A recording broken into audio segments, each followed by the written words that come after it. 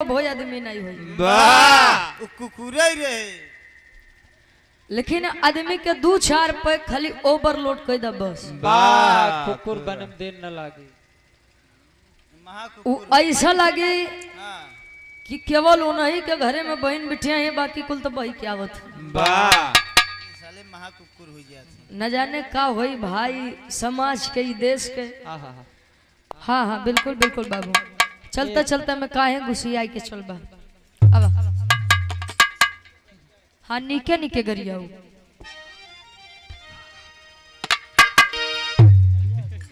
क्या बात है। तोल गरिया डबलू ना ना तू मत गरिया भाई। अरे ना ना ना तू मत गरिया ना, तोरे गाड़ी में तो जूते चप्पल चल जाए। हमके गरिया बता अब।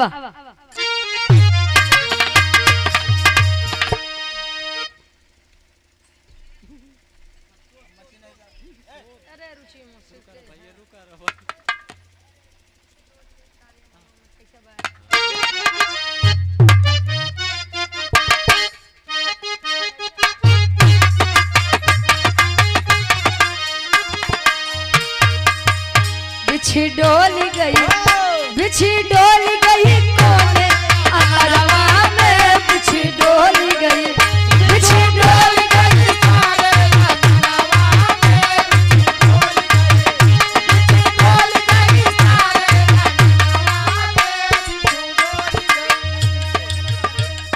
सबके मारे अगले बगले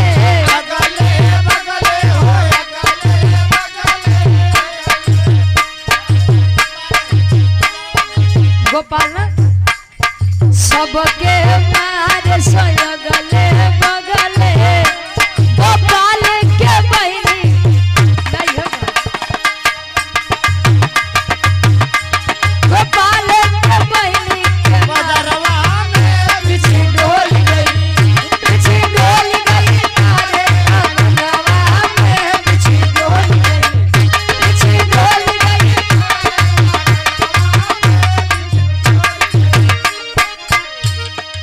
कहे सबके मारे से अगले बगले गोपाल के बहनी के पजरवा में बिछे डोल। वाह वाह बाबा आवते हैं।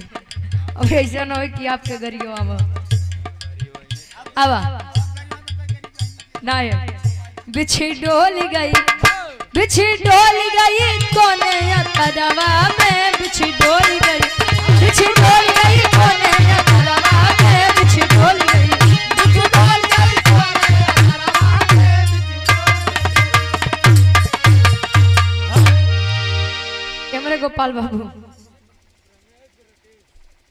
गोपाल बाबू हमरे ये आपके द्वारा 200 रुपए का सम्मान रमेश राकेश।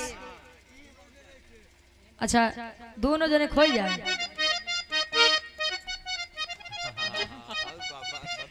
हाँ ठीक बा आवा ठीक बा। ओकरे आगे वाली लाइन तू ही बोले भाई कैसे।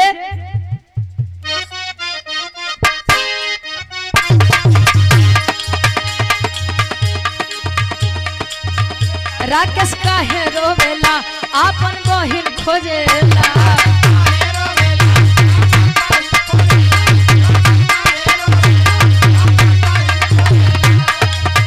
राकेश काहे रोवेला आपन बहिन खोजेला। लोरा लगे छुटा रहा करी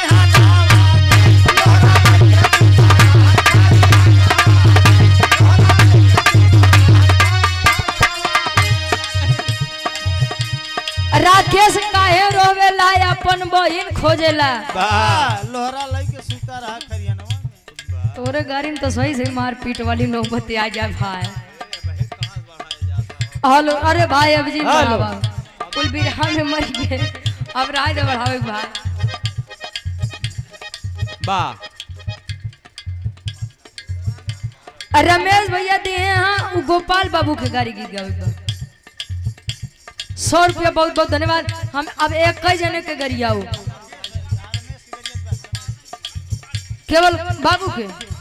हाँ ए नहीं के गरिया दो गुरुजी फिर ओकरे बाद 1200 तनी के गाड़ी गीत सुन लो। हाँ गरियावा खो सवेर हो जाए सवेरे सवेरे गाड़ी गीत होत बा।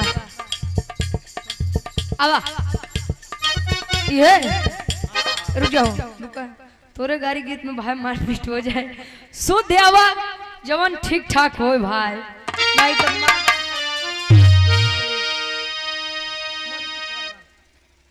आवा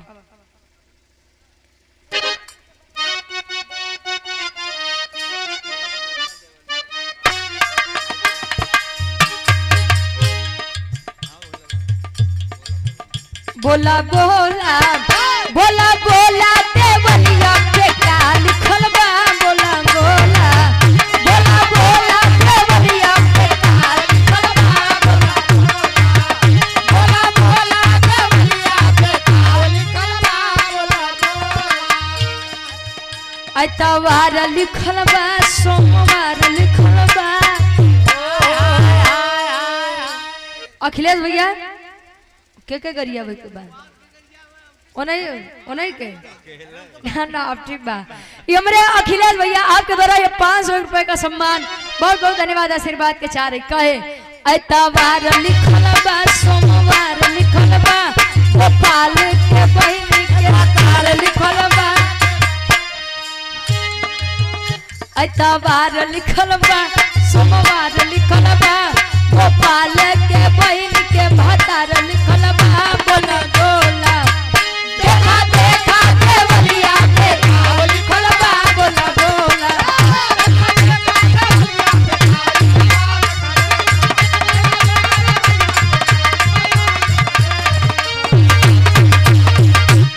अरे वाह बहुत बहुत धन्यवाद दादा हैप्पी एनिवर्सरी ठीक बा आज हमारे महेंद्र दादा के शादी की 1 साल हो गया वाह क्या बात सब सोई के रहे नहीं हाँ सालगिरह की बहुत बहुत बधाई हो आपको हाँ वाह चलते चलते एक तरफ हमारे एक तरफ से कैसे आप सब हो दे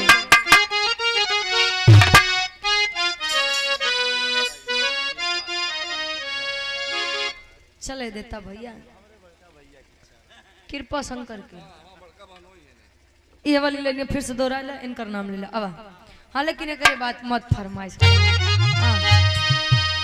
ऐतवार लिखल बा सोमवार लिखल बा कृपा शंकर के बहिन के भतार लिखल बा देखा देखा देखा देखा देवलिया में देखा देखा देवलिया में लिखल बा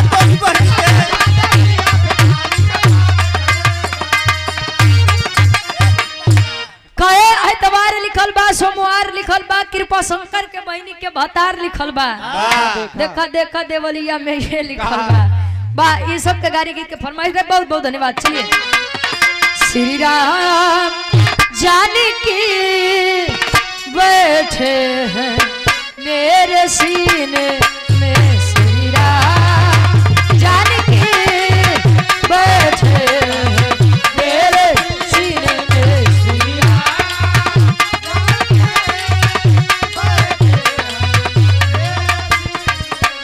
देख लो मेरे दिल के नगीन में देख लो मेरे दिल के नगीन में श्री राम जानकी बैठे हमारे सीने में श्री राम जानकी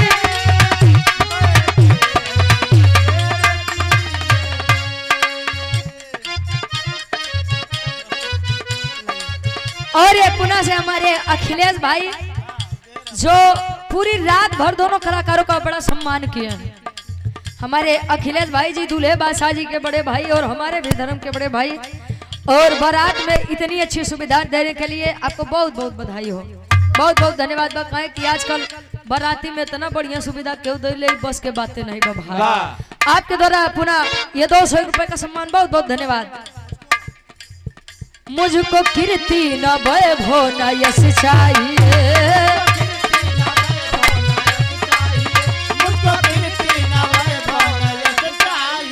राम के नाम का बस रस चाहिए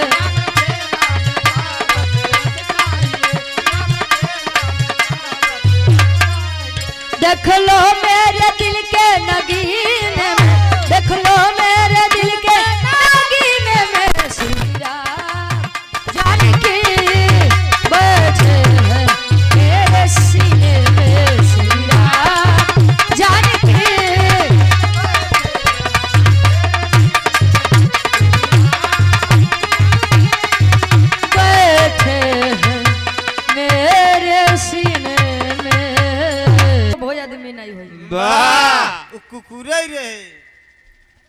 लेकिन आदमी के 2-4 पैक खाली ओवरलोड कर दा बस। वाह कुकुर बनम देर न लागे।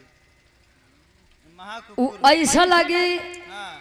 कि केवल उन्हीं के घरे में बहन बिटिया है, बाकी कुल तो बही क्या आवत।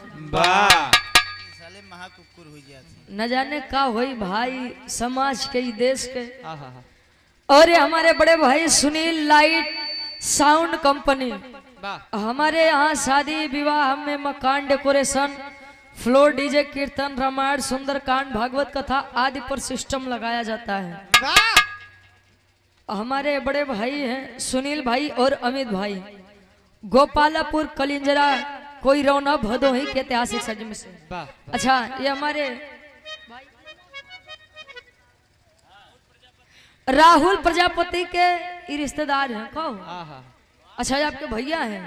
अच्छा मेरे सुनील भैया बहुत बहुत धन्यवाद। बस 100 रुपया काम में दिन दूना रात चौगुना तरक्की हो।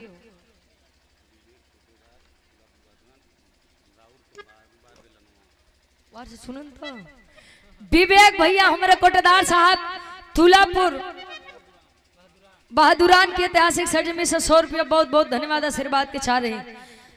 तो आइए समाज देखिए विरह को देखने वाले जा चुके हैं और कुछ आदमी सो चुका है। वाह वैसे जे सोएगा हमको तो लाख लाख धन्यवाद बा। इनके सबके आत्मा को शांति मिले। वाह खाए यार बोलत तो ठीक है, लेकिन ये आत्मा के शांति आदमी जनता दूसर चीज ले लेते। आज हमारे पूज्य बाबू लोग बैठा है उनके खातिर तो बहुत बहुत धन्यवाद, खासकर हमारे गोपाल बाबू के जवानी आदेश आप किया। रामपाल गौर जी लड़का के आप चाचा जी, वाह आपके द्वारा ये 251 रुपए का सम्मान बहुत बहुत धन्यवाद। तो गुरु जी बजाय क्या बात हमरे विवेक के भैया वाली हो जाओ, कोटेदारे साहब वाली अब ये देखो तुरंत स्वर वाह।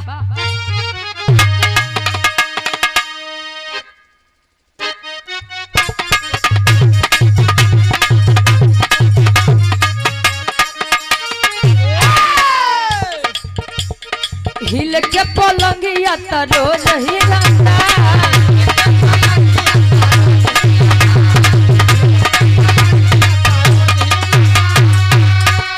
बाकी बाजार में न मजा मिलता।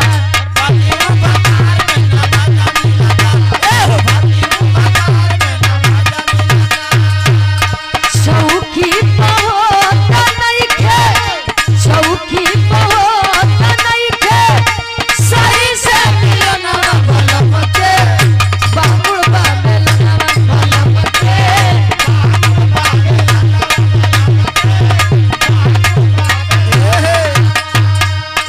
बलम के बाबुड़ बाबेलना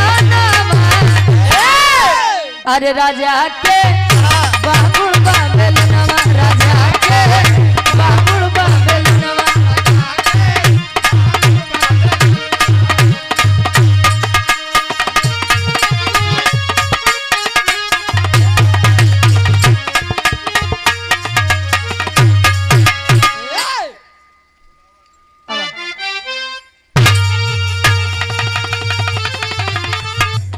कोनो लड़का कोनो लड़की के खूबसूरती के बखान करे, तारीफ करे किसे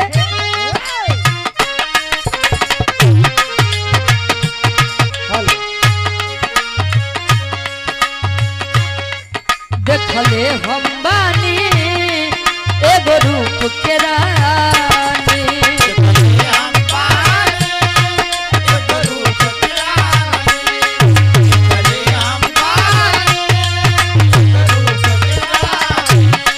भगवान से ही है हम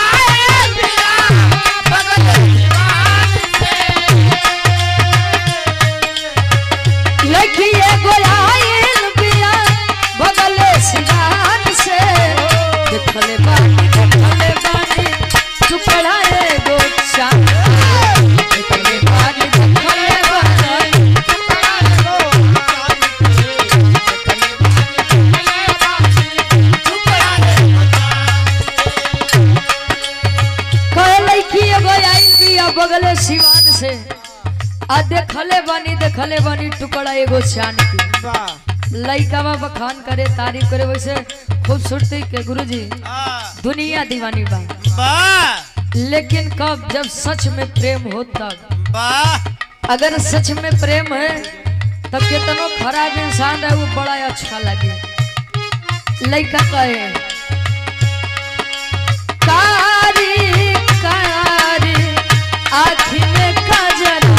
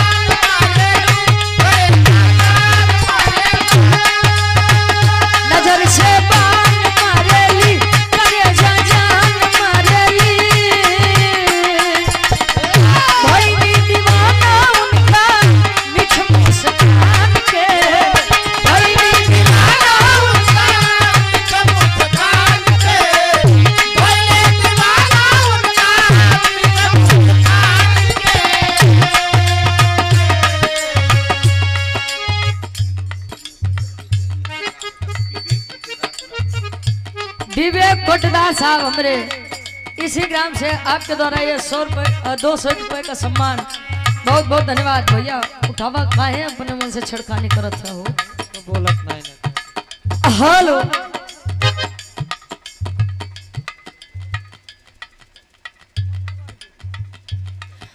और कन्या पक्ष से दुल्हन रानी के पूजनीय पिताजी वाह सम्मानित गार्जियन जी मुन्ना गौड़ जी वाह हमारे पूज्य बाबूजी के द्वारा इस भाव का सम्मान ये पैसे नहीं आशीर्वाद है आपके द्वारा ये 500 रुपए का सम्मान बहुत बहुत धन्यवाद आशीर्वाद के छारी की हम बच्चे अपनी कला में कामयाब रहे खुशी जी नजर से बान मारेली कलेजा जान मारेली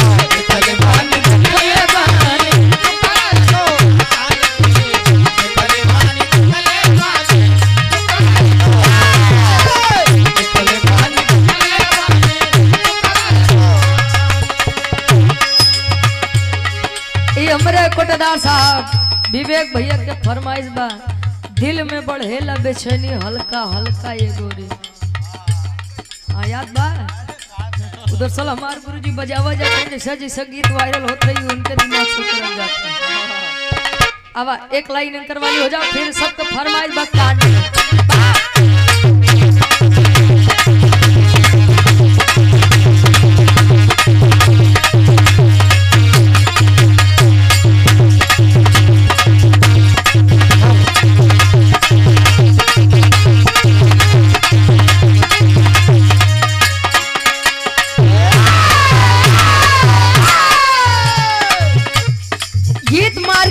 बड़ी वायरल गए और विरहा जगत में हमारी आवाज में आप लोगों के बड़ा प्यार दुलार दिया सम्मान दिया विवेक भैया लइका तारीफ करे मान लो कोनो लइका हमरे विवेक भैया जैसा बा वैसे डब्लू गुरुजी पहले के समय में कोटेदार साहब और उनको प्रधान जी के बड़ी इज्जत रहे लेकिन जब से भोजपुरी दुनिया वाले गाना निकालना चालू करे परधनवा के राहर में कोटे दरवा कोटा में कोटे दरवा के कोटा में बीडी सिवा के उखी में लोहड़िया केहू के नहीं छोड़े हो। खैर बहुत बहुत सम्मान भाई मंच के माध्यम से लड़का तारीफ कर कैसे दिल में बढ़े लगे छनी हल्का हल्का ये गोरी दिल में बढ़े लगे हल्का हल्का ये गोरी दिल में बढ़े लगे हल्का हल्का ये गोरी दिल में बढ़े लगे छनी हल्का हल्का ये गोरी जब मारी के घूमेलू जब मारी के घूमेलू लिपस्टिक ललकाए गोरी जब मारी के घूमेलू ललकाए गोरी जब मारी के घूमेलू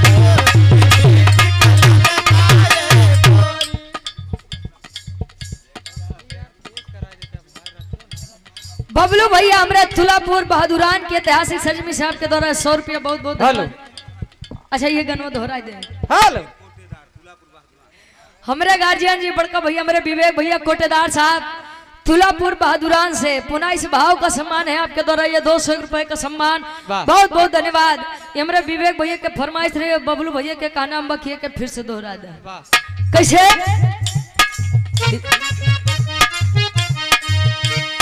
दिल में बढ़े लबे चैनी हल्का हल्का ये गोरी दिल में बढ़े लबे चैनी हल्का हल्का ये गोरी दिल में बढ़े लबे चैनी हल्का हल्का ये गोरी दिल में बढ़े लबे चैनी हल्का हल्का ये गोरी जब मार के घूमेलू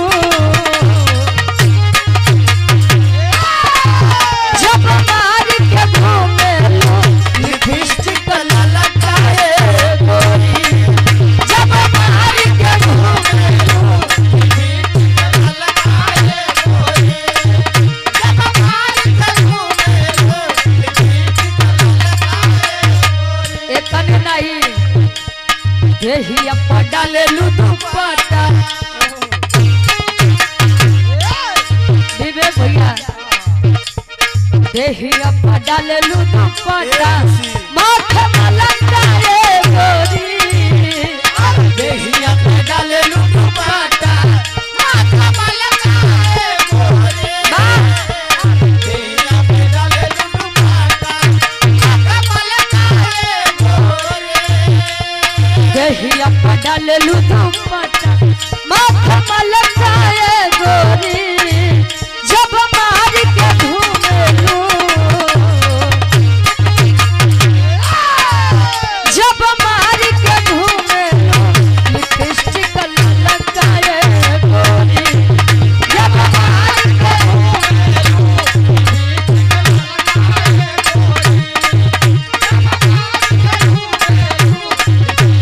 और ये हमारे बड़े भाई हैं प्रकाश विश्वकर्मा जी आपके द्वारा ये 200 रुपए का सम्मान बहुत बहुत धन्यवाद। आशीर्वाद के चारी के बच्चे अपनी कला में कामयाब रहे बहुत बहुत धन्यवाद बा आशीर्वाद के चारी के बच्चे अपनी कला में कामयाब रहे बहुत सुंदर भी रहा आप लोग बाहर से सुना हमरे गोपाल बाबू दुल्हे बादशाह जी के पूजनीय मौसा जी आप बाकी हमरे यार गुरुगो जी के आदेश रहे कि कोनो बढ़िया से कांड हो जाए वाह कांड करवही कांड करवई है